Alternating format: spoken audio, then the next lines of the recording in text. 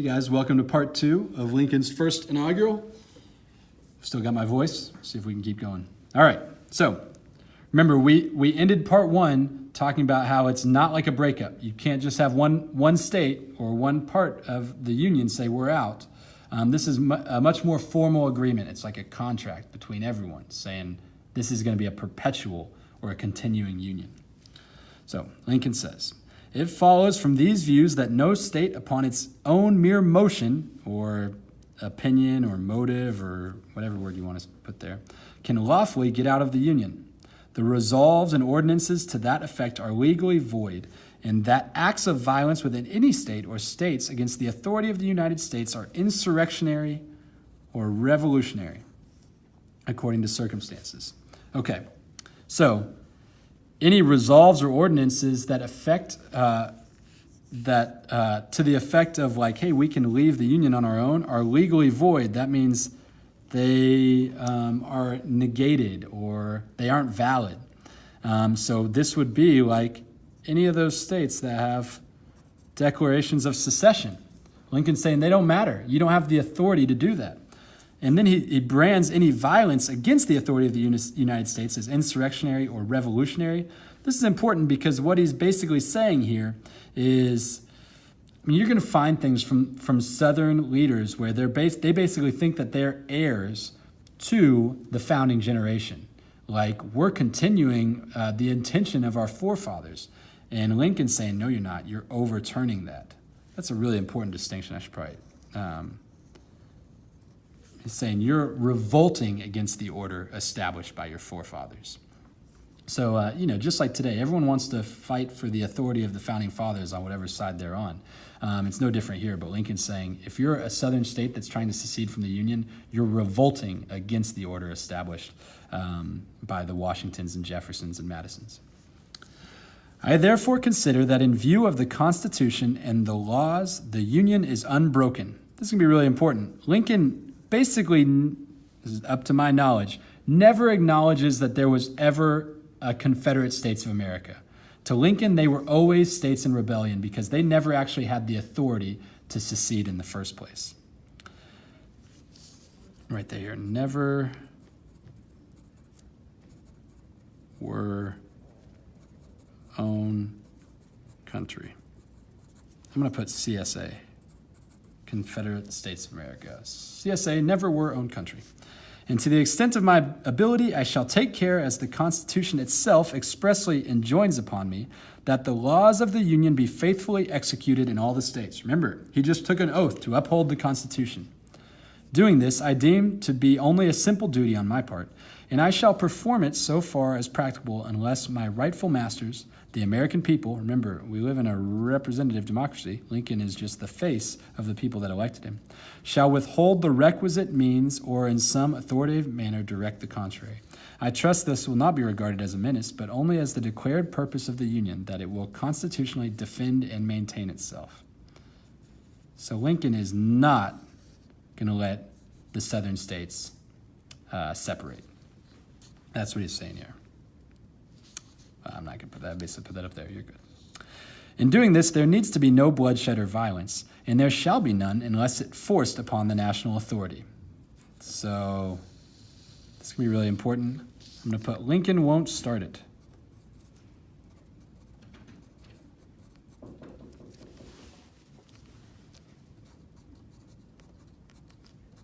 Lincoln won't start it. The power confided to me will be used to hold, occupy, and possess the property and places belonging to the government, and to collect the duties and imposts. But beyond what may be necessary for these objects, there will be no invasion, no using of force against or among the people anywhere.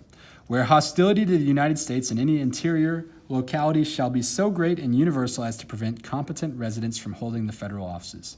There will be no attempt to force obnoxious strangers among the people for that object.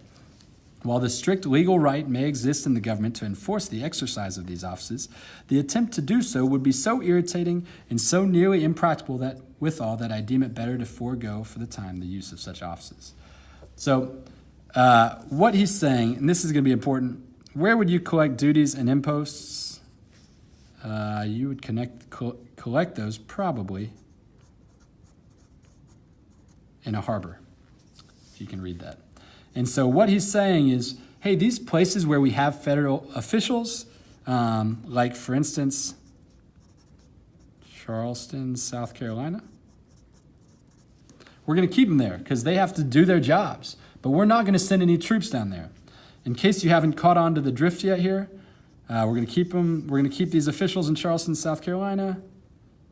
You may recognize this word or this name, Fort Sumter, because that is where the battle starts, right? So what he's saying is where federal officials are, we're going to leave them there because they have jobs to do. And so if you ever wonder why were there troops in Charleston, South Carolina, it's because that's where they were stationed. Lincoln didn't send anybody to invade. At least that's what he's saying here. And so these guys that end up trapped up in Fort Sumter were there because that's where they were supposed to be. That's government property. Anyways, that's just kind of I guess they wouldn't have known it was foreshadowing, but this is some context for what happens later on. They were there because the government needed to collect duties and imposts just like it had always done, just like it was its job to do, especially whenever you're maintaining forts that had been built and maintained by the federal government. And so Lincoln's saying, we're going to keep business as usual. We could send troops down there, but we're not going to. It's just going to be business as usual. As long as you don't fire on anybody, there's not going to be any reason to worry about violence. Kind of straightforward. The males, unless repelled, will continue to be furnished in all parts of the Union. Again, that's a government job. So far as possible, the people everywhere shall have that sense of perfect security which is most favorable to calm thought and reflection. You know, there's a lot, when you look back in this time period, it's not that these voices aren't heard. You'll find people asking for reflection. I mean, reflection is everything. But what happens is the energy and the enthusiasm and the anger on both sides tends to drown this out. Hey, just think. Calmly think. But no one wanted to. The course here indicated will be followed unless current events and experience shall show a modification or change to be proper, and in every case and exigency, my best discretion will be exercised according to circumstances actually existing and with a view and a hope of a peaceful solution of the national troubles and the restoration of fraternal sympathies and affections. Essentially, it's saying, hey, this is my plan. If anything changes, my plan will change. And newsflash, things change. That there are persons in one section or another who seek to destroy the Union at all events and are glad of any pretext to do it, I will neither affirm nor deny. But if there be such, I need address no word to them. To those, however, who really love the Union, may I not speak? So who's he turning to now? It's the people who love the Union, right? And up here he's saying, hey, I don't know if people exist who really want to destroy the Union. Those people existed. He's being pretty gentle here. Those people existed. But he's turning to those people who really love the Union. Before entering upon so grave a matter as the destruction of our national fabric, severing the country, dividing the country, with all its benefits, its memories, and its hopes, would it not be wise to ascertain precisely why we do it? So why are we risking secession? Will you hazard so desperate a step while there is any possibility that any portion of the ills you fly from have no real existence? Will you, while the certain ills you fly to are greater than all the real ones you fly from, will you risk the commission of so fearful a mistake? Remember, Lincoln just spent a lot of time quoting himself, saying, I'm not going to interfere with slavery in the southern states. And so he's saying, what if the ills you fly from have no real existence? Well, slave owners at the time think Lincoln's going to roll in and get rid of it all. And so he's saying, shouldn't you wait to see whether or not that's true? And guess what? If you leave this country, there are more possible ills that you fly to that are greater than the ones that you're trying to get away from. It's a good Avett Brothers song that makes me think of. But you guys probably don't know who the Avett Brothers are, so I'll just move on. All profess to be content in the Union if all constitutional rights can be maintained. Is it true, then, that any right plainly written in the Constitution has been denied? I think not. Happily, the human mind is so constituted that no party can reach to the audacity of doing this. Think, if you can, of a single instance in which a plainly written provision of the Constitution has ever been denied. If by the mere force of numbers a majority should deprive a minority of any clearly written constitutional right, it might, in a moral point of view, justify revolution. So he's basically saying, if the Constitution's been denied to you, then yeah, you'd be justified in revolting. Certainly would if such right were a vital one, but such is not our case. All the vital rights of minorities and of individuals are so plainly assured to them by affirmations and negations, guarantees and prohibitions in the Constitution that controversies never arise concerning them. But no organic law can ever be framed with a provision specifically applicable to every question which may occur in the practical administration.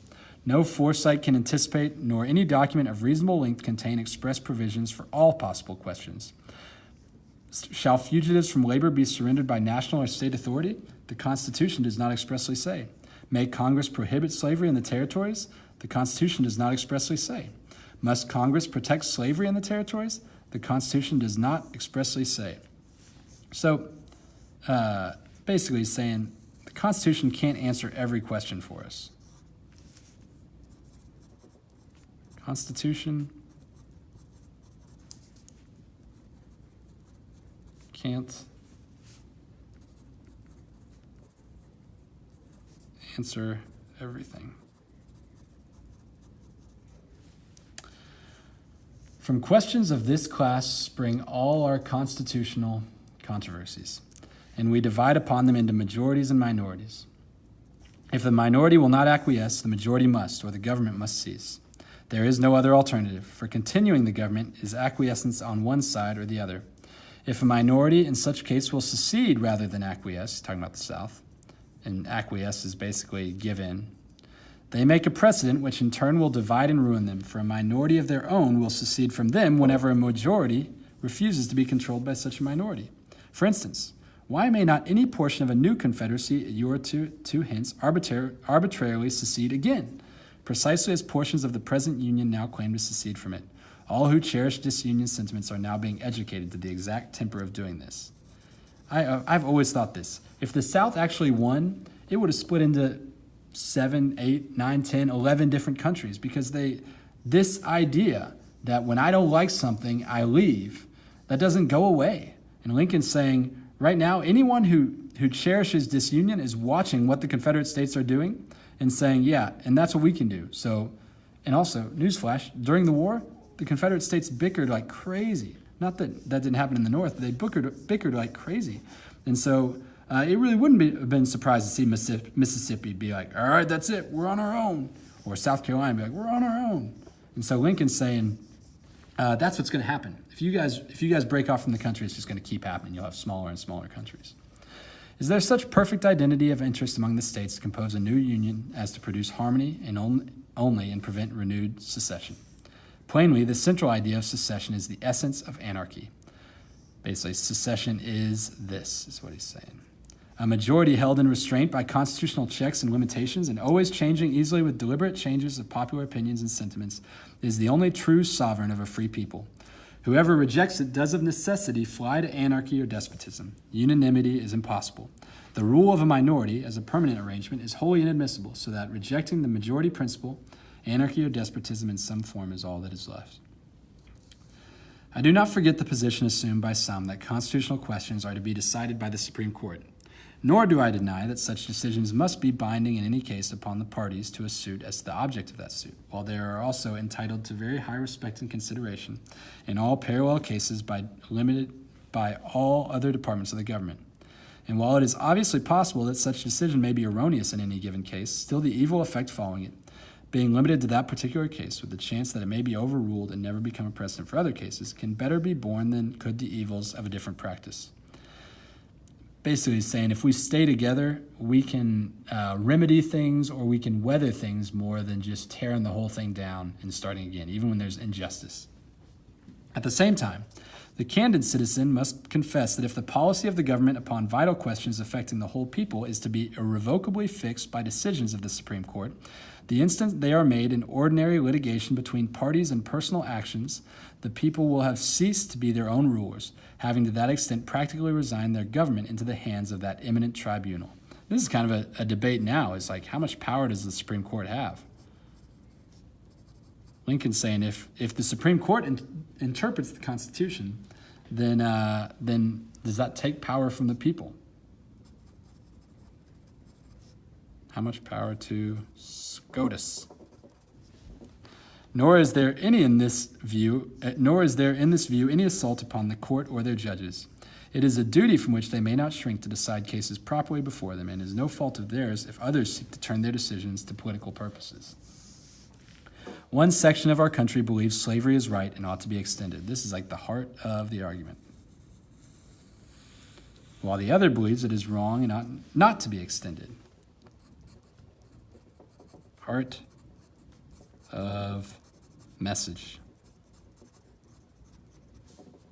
Boom. This is the only substantial dispute.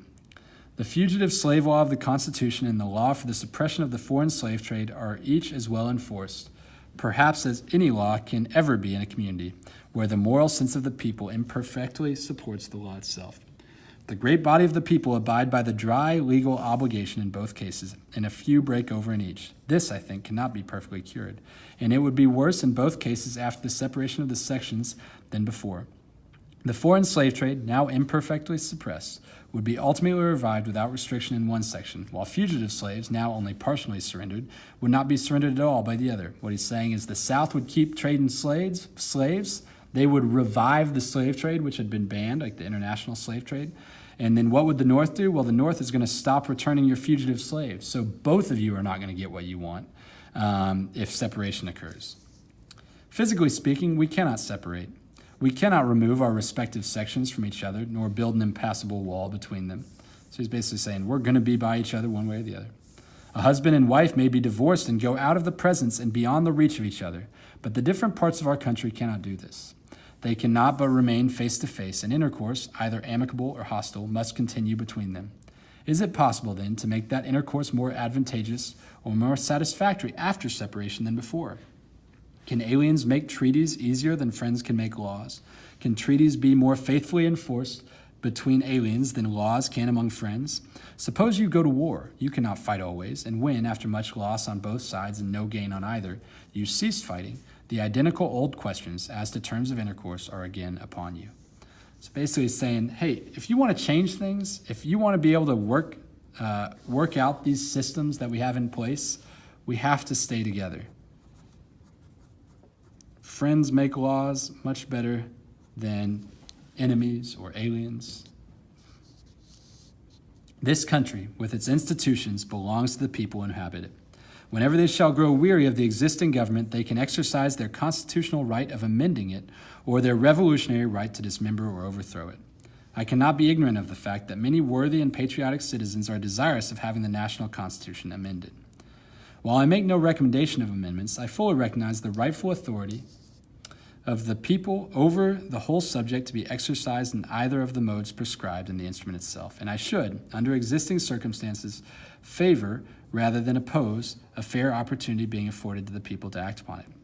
I will venture to add that to me the convention mode seems preferable in that it allows amendments to originate with the people themselves instead of only permitting them to take or reject propositions originated by others, not especially chosen for the purpose, and which might not be precisely such as they would wish to either accept or refuse.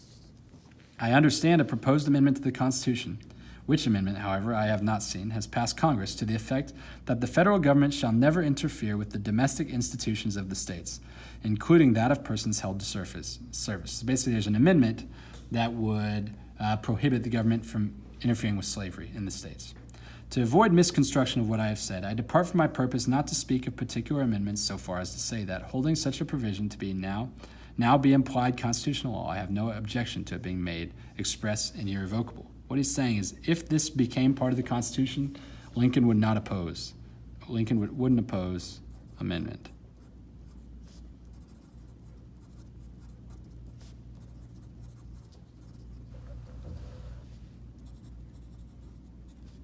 Essentially, his argument here has been, I'm going to support the Constitution.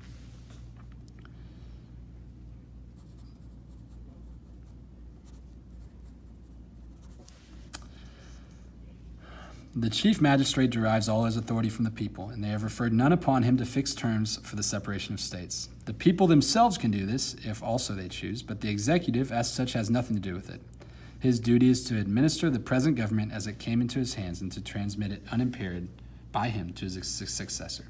Why should there not be a patient confidence in the ultimate justice of the people? Is there any better or equal hope in the world? In our present differences, is either party without faith of being in the right? If the almighty ruler of nations, with his eternal truth and justice, be on your side of the north, or on yours of the south, that by truth and justice will surely prevail by the judgment that truth and that justice will surely prevail by the judgment of this great tribunal of the American people. By the frame of government under which we live, this same people have wisely given their public servants but little power for mischief, and have with equal wisdom provided for the return of that little to their hands at very short intervals. While the people retain their virtue and vigilance, no administration, by any extreme of wickedness or folly, can very seriously injure the government in the short space of 4 years. My countrymen, one and all, this is the big close. Think calmly and well upon this whole subject. Remember, we talked about reflecting. Nothing valuable can be lost by taking time. If there be an object to hurry any of you in hot haste to a step which you would never take deliberately, that object will be frustrated by taking time. But no good object can be frustrated by it. This is like good advice from your dad.